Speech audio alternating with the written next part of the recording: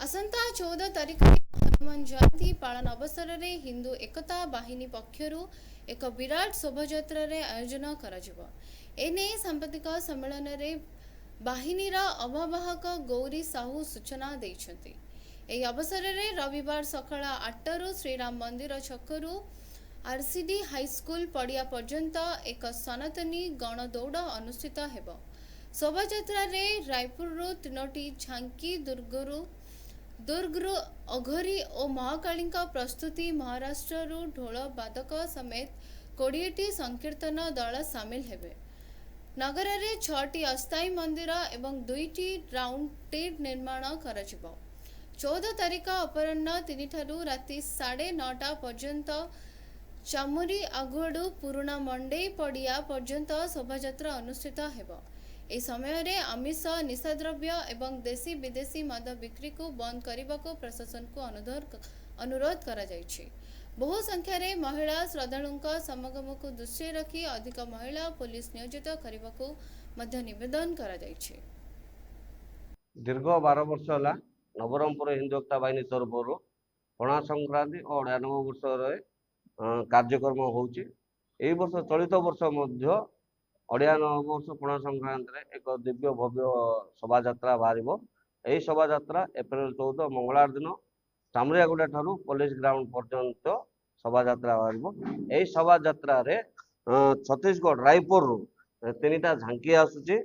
छत्तीसगढ़ दुर्गुरु अघोरी और महाकाली गोटे वेशभूषा आसमती महाराष्ट्र एक ढोल तोषा आसे सेमती नवरंगपुर आम स्थानीय अंचल पाखापाखि 20 रु ऊर्ध्व संकीर्तन मंडली आसुची। नवरंगपुर नवरंगपुर ये लास्ट मैंने नवरंगपुर आरंभ नवरंगपुर पूरा भगवामय सजा हम आउ यही विषय को लेकिन आम पुलिस प्रशासन डिस्कसन करूँ से दिने 2 दिन आगु विषय से एनाउंस करेंगे एनाउंस एटा करेंगे से दिन जमी शांति श्रृंखला हम पंडागति बाहर करेंगे शांति श्रृंखला शोभा यात्रा हम आमर भी प्रचार प्रसार गाड़ी जिन एनाउंस हम हम आम तो प्रति दीर्घ 4 वर्ष है पाखापाखि 30,000 ऊर्ध्व संख्या अच्छे। ये वर्ष तो आम भावुँ 40-50 हजार संख्या हे बोली आम आकलन कर कहीं बोले आम स्पेशल जो जिन रायपुर जमी झांकी आसे महाराष्ट्र डल तास आसे तो एमती किसी कार्यक्रम रोचे जोटा कि आम ये पाखतड़ जनसाधारण को आकृष्ट करके कार्यक्रम को आने चेष्टा कर।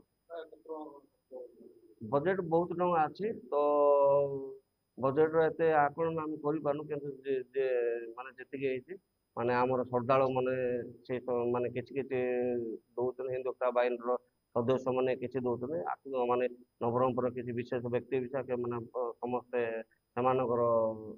द्वारा ही कार्यक्रम होती तो समस्त समाज समस्त क्लब समस्त नवरंगपुर समस्त जनसाधारण की कार्यक्रम तो ये कार्यक्रम हिंदू एकता बाहिनी बदल विषय यहाँ नवरंगपुर कार्यक्रम ही हिसाब से जाऊँ। शोभायात्रा कौनसी प्रकार पारंपरिक अस्त्रशस्त्र प्रदर्शन करा नहीं। शब्द प्रदर्शन करुनथिबा 2टी डीजे मध्य शोभायात्रा सामिल हेब। जगन्नाथ मंदिर निकट में एक महा आलती अनुष्ठित हेब। एहसह पौरपालिका को अधिक आलोक व्यवस्था करने को अनुरोध करा बोली श्री साहू प्रकाश करिसेंति। नवरंगपुर खरे सुभाष सिंह रिपोर्ट NTV।